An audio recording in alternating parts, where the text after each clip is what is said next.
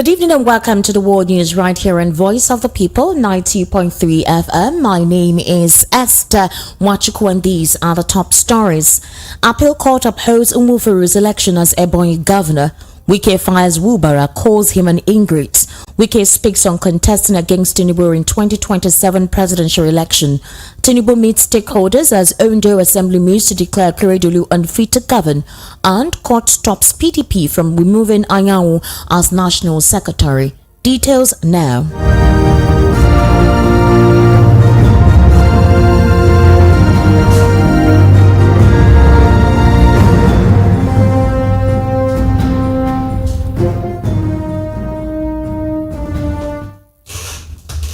The World News begins with the Court of Appeal sitting in Lagos State affirming the election of Francis Umufuru as a duly elected governor of Ebonyi State. In the ruling today, a three-man panel led the appeal filed by Ifeanyi Odi of the People's Democratic Party lacked merit. You will recall that the Ebonyi Governorship Election Petition Tribunal has affirmed the election of Umufuru of the All Progressives Congress as a governor of the southeastern state. Umufuru, the governorship candidate of the All Progressives Congress in the March 18 election, polled 199,131 votes to defeat Orderly, who secured 80,191 votes, while Bernard Odo, the candidate of the All Progressives Grand Alliance, came a distant third with 52,189 votes. They contended that the APC illegally nominated Umufuru because he was still a member of the PDP as a Speaker of the Ebonyi House of Assembly at the time of his nomination as the party's flag bearer. Delivering judgment on Wednesday, the tribunal dismissed a petition filed by Odo and Abga on the ground that they lacked the local standing to challenge Umufuru's election victory. The three-member panel led by Lekon Ogumoye held that the issue raised by the petitioners was an internal affair of the APC. The tribunal also held that Abga failed to appeal a federal high court judgment which confirmed the Umufuru's defection from PDP to APC. While in Rivers, the Minister of the Federal Capital Territory, Nyesom Wike, has opened up on the political crisis there. While speaking at a media parley in Abuja earlier today, Wike said the governor of Rivers State, Siminalayi Fubara, was trying to create a political crisis for himself. The minister further stated that he put many things in place to aid Fubara's political career, but he seems to be an ingrate. Wike said, and I read, "Let me tell you, I don't like ingrates. I can't stand it. What is happening now in Rivers is what Orderly said in his book. Give a man power and money, then you will know the person. If you haven't given a man power and money, then you don't know the person." However, he continued, "I am not worried because I am a politician. I know what other states are suffering because of debt. But go to Rivers and check if I had liabilities. The records are there. I left projects for him to commission so he would showcase during his 100 days. Then politics came in. We are just starting. God gave you something, you are now importing crisis. God gave this power on a platter of gold, no crisis. The federal government is not fighting you. Nobody at home is fighting you. You are the one trying to create a crisis for yourself." What kind of system is that? Wike continued. Who does that? He vituperated. Only ingrates, that is, in their blood, that will support what is happening there in Rivers. Only those who are natural ingrates. Wike, the immediate former governor of Rivers, and Fubara, his successor, have been at loggerheads over the control of the political structure in the state. Meanwhile, still on Wike, the former Rivers State governor, and who is also the current minister of the Federal Capital Territory, has assured that he will not contest against President Tinubu at the 2027 presidential election. His comment comes amid rumors that the former Rivers State governor would pick the ticket of the People's Democratic Party at the 2027 presidential election. Wike, however, claimed that after 7 under President Tinubu as the FCT minister, he had no intention of contesting against him at the presidential elections. Meanwhile, President Bola Tinubu is set to meet Ondo State stakeholders amidst the move by lawmakers in the state to declare Governor Rotimi Akeredolu unfit and ask his deputy Lucky Aiyedatiwa to take over in an acting capacity. VOP News understands that the lawmakers are taking this direction following the absence of Akeredolu in the state.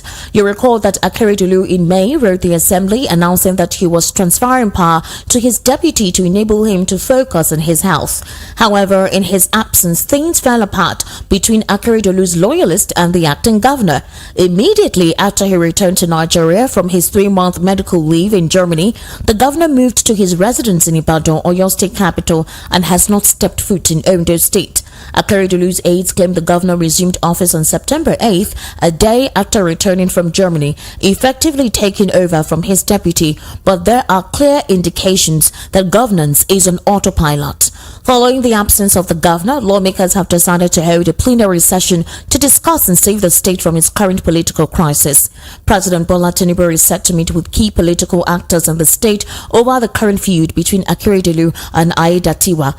Also, VOP News gathered that the meeting fixed for Abuja was being summoned by the president himself following the political crisis. A source who spoke with newsmen in Akure, the state capital, about the meeting said major stakeholders in Ondo APC and the members of the state assembly have been invited to the meeting at the instance of the presidency.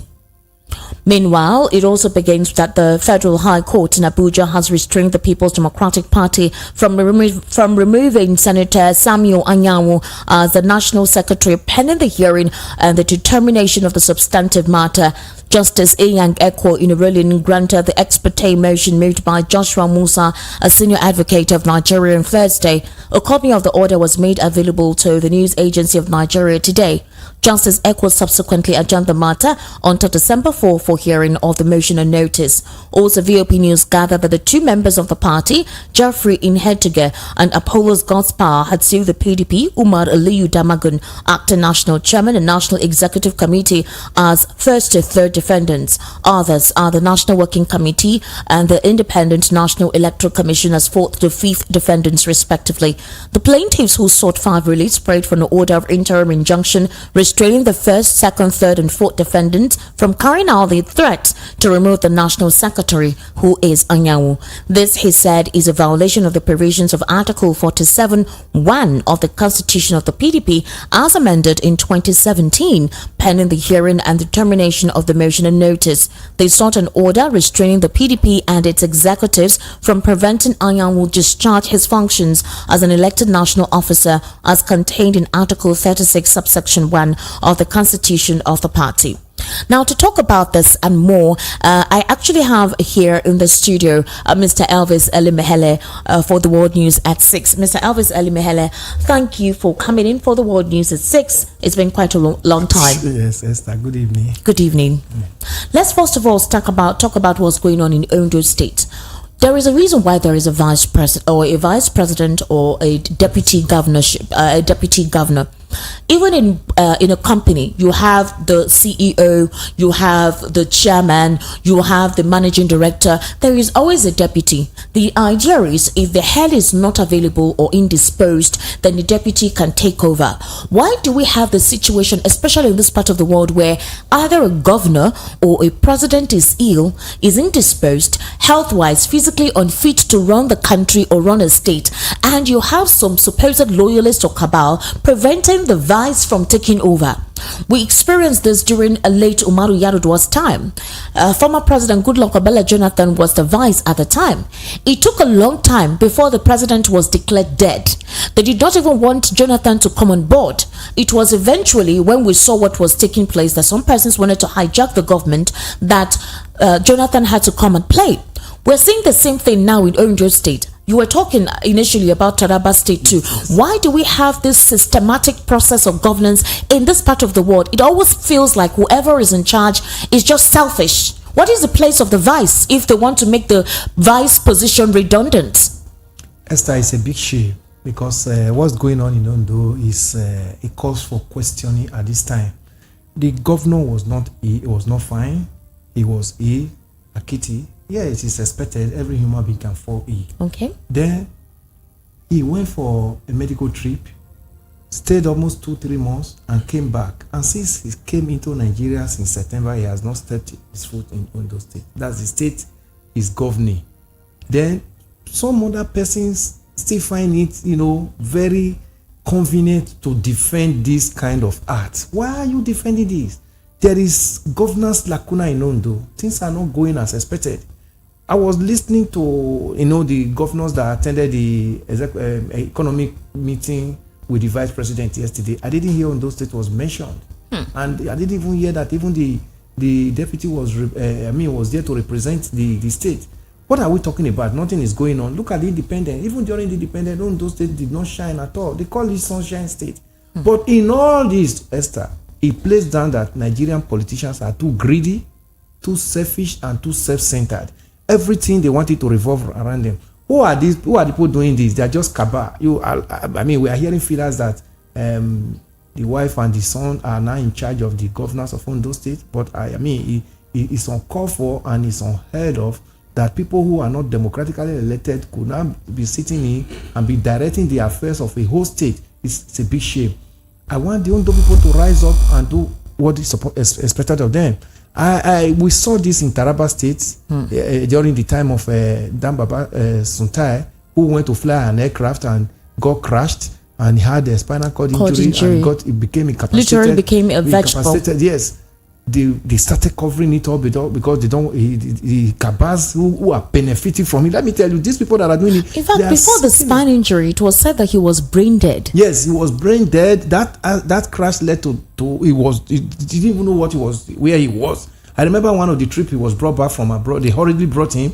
He was in Abuja. I was asking them where he was. Can you imagine? At the end of the day, what is the governor, city governor, hiding from his deputy? This is somebody that you said, we are going to manage the affairs of this state together within the tenure that you are given, maybe 4 years or 8 years, as the case may be. Why do you suddenly making redundant that when you are leaving office, some of them will not transmit power to them? Even when they transmit power, they still want to control the affairs for wherever they are. In fact, I heard that when he returned from his trip to Germany for the trip, in fact, what he did was to start sacking off some aides who were attached to the office of the deputy governor, and even revoked some of the implementations that he began. Yes, they came up with a trump up charges, accusations to impeach him and all that. That is still pending. And we saw it during Goodluck Jonathan's time and late President Yaradua, that to the extent that Nigerians have to start protesting. Remember the late Dora Akunyoli was the information minister to Yaradua then. Yeah, there was a Federal Executive Council meeting that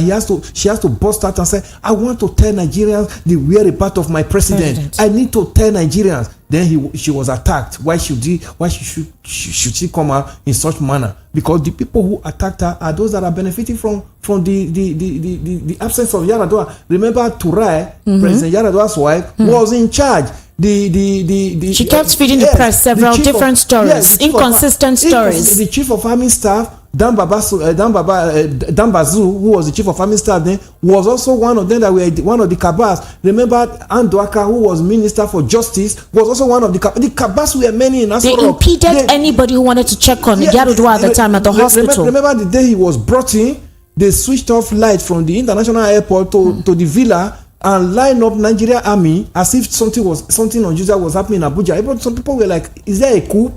But there was nothing like that. Then those people who spoke the truth were attacked. We know when they brought him in, all the machines were set for him to just be there. He was already like a dead person. No, he actually was. They just wanted a dummy body to be there to look alive. And began to build a special place to set him up. They started inviting Imam. Imam came going to Aso Rock and said he prayed with them that he will soon resume. They invited all the bishop. It was only Bishop Oyedepo that came out and said politicians lack integrity. He's just stopped at that. When he saw all they were painting about Yaradua and the way Yaradua was, this man was amazed. Is this the same person that they are telling us that he will soon resume office? But behold, Esther, you and I knew that at the end of the day, Yaradua never resumed office. Then the House of Rep, the National Assembly has to come up with doctrine of necessity so that Jonathan could be given a space. That Nigeria was lacking. There was no leadership. Obasanjo said the truth and said Yaradua should resign honorably. the northern elders attacked him. Why will you say this? But remember that Obasanjo, former President Obasanjo, is a very close friend of the family. He's a very good friend to his elder brother, Sheikh Musa Yaradua. When he saw him in Saudi Arabia, in the hospital, he was only the person that was allowed to visit him in Saudi hospital. He came back to Nigeria during Transparency International's meeting, a conference in Abuja, and said the best thing that late President Yaradua should do is to tender resignation. But the northern elders attacked him because they were benefiting from it. So we do hope that the president has decided to come into the matter and see how he can resolve the situation in Ondo State. He called for a meeting with them today in Abuja. This is not the first time. You know, the president also interfered in Wike and Wubara's case, what was going on in Rivers State. One would say this is a first because most of the presidents don't usually interfere when this crisis or this feud come up. So we'll see how that goes. Let's actually move on to another situation because time is really not on our side. The special advisor to the president, Bola Ahmed Tinubu, on information and strategy, Bayo Onanuga, he has said that some members of the All Progressives Congress sabotaged the presidential ambition of his principal. He alleged that some officials in the Muhammadu Buhari presidency and former governor of the Central Bank of Nigeria, Godwin Emefiele, worked against Tinubu's presidential ambition by creating fuel and naira scarcity. Onanuga said the former APC national chairman, Abdullahi Adamu, and other party members attempted to scheme Tinubu out of the race by announcing former Senate President Ahmed Lawan as the party's presidential candidate. In fact, he said the plans were to give the presidential candidate of the PDP, Atiku Abubakar, the victory, attributing Tinubu's election to God's handwork. And I want to read out what he said as to how he attributed Tinubu's win to God's handwork. He said a lot of people did not understand what the man went through. Tinubu was a front runner in that campaign and he was under all manner of pressure. He didn't have the support of some people in his party. He said the party chairman nearly gave a so-called consensus ticket to Senator Ahmed Lawan. Then there were fuel scarcity and currency scarcity problems deliberately thrown on his path by the governing party. And I want to ask you, how is it that fuel scarcity and the naira scarcity was deliberately targeted towards Tinubu's campaign? Because we've been having fuel scarcity early since 2022. We had the adulterated petrol. We had several inconsistencies in the supply of petrol. The Russia-Ukraine war commenced, and they said that was the reason why we couldn't get petrol. Now, Bayo Onanuga is also alleging that Buhari was against President Tinubu and that the APC's national chairman was against Tinubu. But we saw the president, when he voted, he was happy. He went on some campaigns to support President Bola Tinubu. So if the party did not support Tinubu, does that not tell you that possibly the supposed lack of luster or lack of support from some of the masses is kind of validated? I don't know if you understand where I'm coming from with this. Esther, let me come in. I think Bayo Onanuga is even missing it. He was not even initially in Tinubu's camp. He was in the camp of the former vice president, Osinbajo. That was the person he actually wanted APC to give the ticket to. Now he came in after Osinbajo lost that and he began to realign himself with Tinubu's camp. If Osinbajo has gotten the ticket, will he have been saying what he's saying today?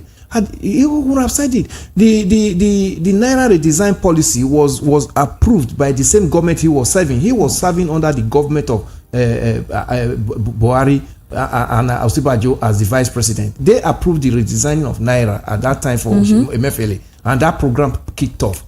All the shenanigans that followed it and the failure that followed it, it is also designed by their government that they never did their homework so well. That was why that program failed. That was why that policy became a policy that subjected Nigerians to hardship and untold hardship. You know what I was talking about? We now started buying Naira in our own country, where because it was not available. It was the failure of that government, and he was serving in that government. I don't know why he is coming from the back door now. Now begin to start mentioning him.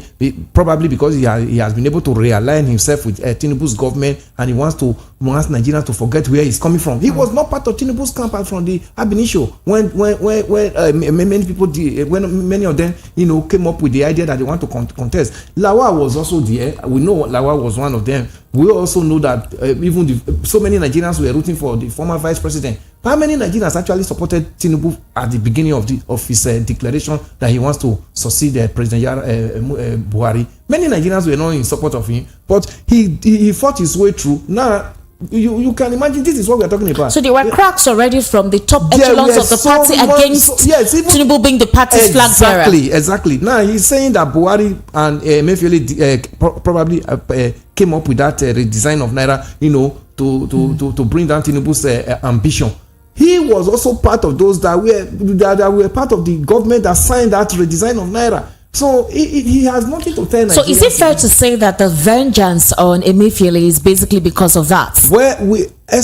Because there are a lot of people that by now should be investigated. For example, INEC's Mahmoud Yakub, who failed on his promise on the conduct of the elections. Even Melek Yari, who is still sitting as NNPC chair, today. Former Minister of Aviation, Hadi Sirika. He mentioned fuel scarcity. Why has Melek Yari not been thrown out? What I mean, we are seeing that Emefiele will be granted bail by the court today. Before Tomorrow, he comes out of the door, you see the DSS again. Is already DSS and EFCC are already struggling him and taking him to his camp. What is his offense? He has just been granted bail 3 days ago. Now 300 million and whatever. Yesterday we were hearing that even DSS are at the gate of Kuje prison, that if they are able to meet the bail conditions of 300 million and whatever, and that they'll pick him up again. The lawyer was on the screen yesterday and was saying he's even going to advise the family that they should not even bother running around to meet the conditions because there's already an ambush. There's already an ambush from DSS to pick him up again. So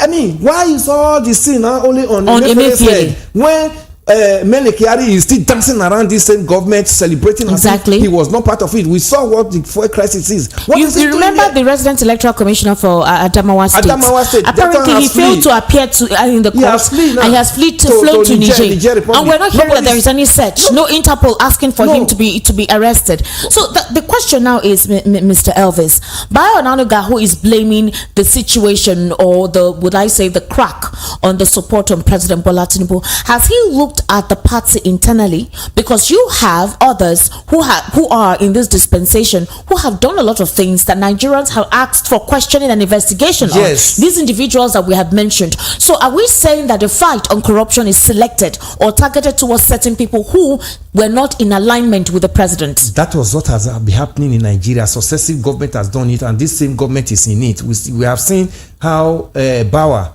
the young man for the EFCC, was incarcerated for so many months before he was released. Today, nobody has told us the crime against that guy and the charges against him. We are seeing Emefiele now from one prison to another, from one jail to another, and whatever. So, Nigeria government, set up these anti-corruption agencies, to silence those people whom they feel that they are not doing their own bidding. What of Bayo Onanuga himself? Was he part of the APC from the onset? He was not part of Tinubu's camp. He was serving under the vice president. He was one of the special advisor to the vice president. So he was supporting the vice president Osinbajo. That's former vice president during that primaries era. It was because Osinbajo lost that he now find a way to realign himself with Tinubu's camp, and now he's dishing out names of those that never supported Tinubu. He was not part of those that supported Tinubu ab initio. So what does this say for a political arena? Because at this moment, if there is no objectivity in who they fight, if there is no possibly local stand-by on how to go about the process, then that means that any individual or any group who seems to be against this administration, questioning how things are done with this administration, could be arrested, reprimanded, or will not be given the fair hand. We are going to see more of that even before 2027 elections, because it has just started now. The ones that are still being picked up now are the ones that the Fed worked with Buhari's administration to sabotage the effort of the president coming in there. But we are going to see some of those that are still going to be picked up, whom they will say, they are not working in tandem with the government. What they call their own agenda now. They have the name they gave to their own agenda. So that these people are trying to pull down the wheel of government. They are still going to pick up those ones up before 2027. We are going to see more of all these things. Meanwhile, the president went to Germany. In the process there, while he was there, he mentioned that his name ought to be in the Guinness World Book of Records because of the kind of economic atmosphere he created in Lagos while he was the governor of Lagos State. In fact, he said that he created 37 LCDAs and he was not getting any fund from the federal government at the time, which was headed by former President Olusegun Obasanjo, and he had to look or devise means through which those LCDAs could generate funds. So in other words, he was creative with how he was able to channel funds. Well, apparently investors are shunning Tinubu's reforms, and Nigeria is recording a flat third quarter growth as all sector contractors slows. Now he has been traveling. For example, he has gone to Germany. Before Germany, he has gone to Saudi Arabia. Exactly. He has tried to meet a lot of these international counterparts to see how he can encourage investment from coming, but they are shunning his economic policies. Why do you think that is so? Esther, in fact, this Germany trip, I was so ashamed when I saw my president, dishing out his CV before the international community. Esther, you and I know that even when you are applying for ordinary visa to any of their countries abroad, before you know, they already know your dossiers. They have it. The day you are called for interview, before you introduce yourself, they are seeing everything about you on the screen. So I was seeing my president, giving out his CV. He was with Mobo. He head of treasury. He was trained by Deloitte. Those are not the things that are going to bring international. Especially with this international counterparts. So what relevance would that be for them? It's of no relevance. It's so relevant. You are going to tell the world what Nigerians are capable of doing, and if they come into this country, what they are going to benefit. Not you as an individual. Before you became president, they know you. Even as you are there, they have all your dossiers in their system. What are you telling them again? The trip is not for you to go and market yourself. It's for you to market Nigeria, because you are the chief marketing officer of this nation, not chief marketing officer of President Tinubu himself. It's not there's no a campaign. There's no a campaign of calumny against you. Nobody is telling you that you should set up a PRO company to boost your name. You are already president of Nigeria. That is known. That is the biggest of. We have presidents in Africa who are professor. The president of Ghana, our next door neighbor here, is a professor. He doesn't go about telling the world that he's a professor and has been doing. So we were expecting him to tell the world that if you come into Nigeria to invest, these are the gains that his government has prepared. The reform he said he has dished out since May 29 that he came into power.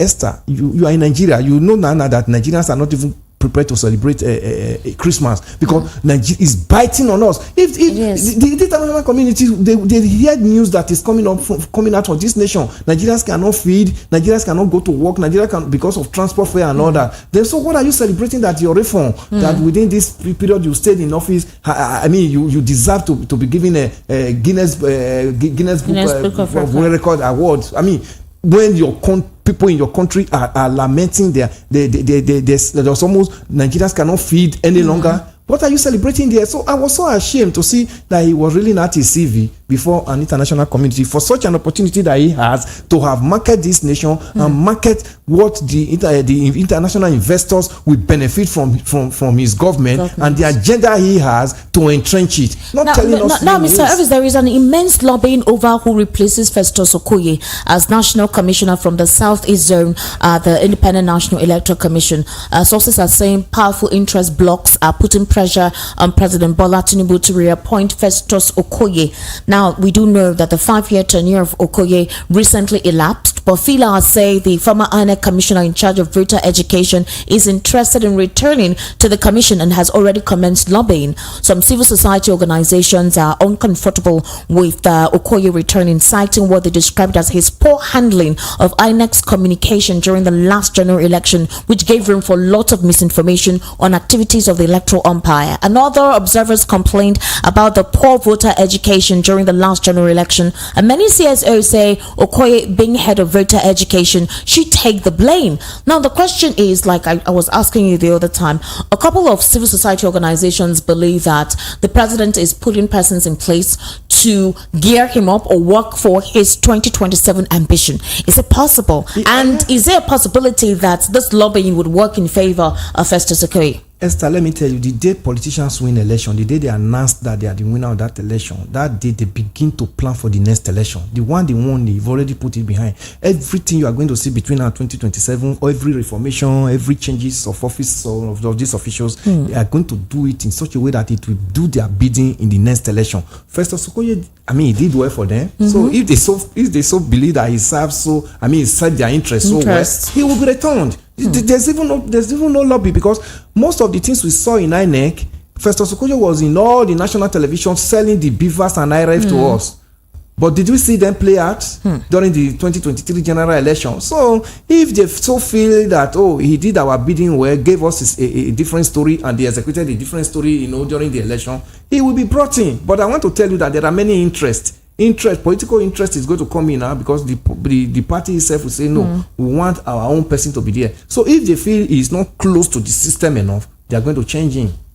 This is not by qualification any longer, but partisanship will come into it. Wow, that's interesting. Mr. Avisale Mehele, thank you so much for your perception on the issues discussed on the World News at 6. I sincerely do appreciate your input. Now, for us to wrap up the World News at 6, here are again other top stories.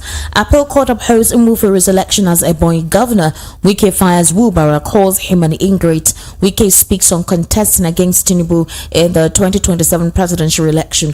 Tinubu meets stakeholders as Ondo Assembly moves to declare Akeredolu unfit to govern, and court stops PDP from removing Anyanwu as National Secretary. That's a wrap on the World News at 6 right here on Voice of the People, 90.3 FM. My name is Esther Wachuku. You can actually join us for VOP Politics at 7 o'clock on at VOP TV Live. That is Voice of the People TV. We have an extension of this conversation right there on called VOP Politics. However, on radio, up next is the Evening Rush with Precious. Good evening and thank you for staying with us.